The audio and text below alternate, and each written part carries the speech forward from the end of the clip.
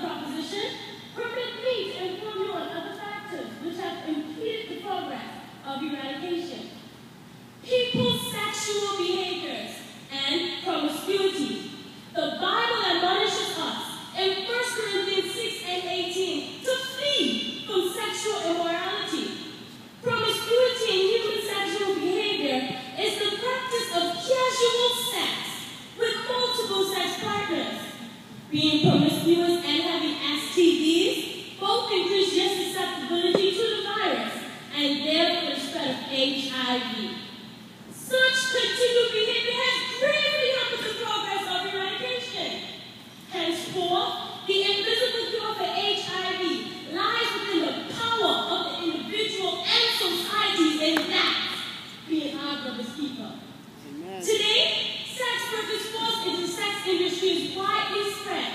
It is one of the fastest growing and lucrative crimes. Persons infected has increased dramatically. This causes them and their partner to get exposed to the virus and undoubtedly spread it. My colleagues and I have clearly stated and proven that HIV discrimination does not hamper, impede, or in any way challenge the progress of eradication.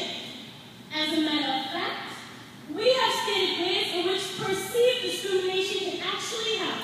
Honorable judges, the proposition will help you believe that allowing HIV discrimination is harsh, bad, is sexual immoral behavior is the only way you can get the virus? No, it's not. But it's one of the ways, one of the major ways that people get this virus. I'm just saying facts. Harsh, bad, or even cruel. But is this really so? We have not discarded the people with the HIV virus.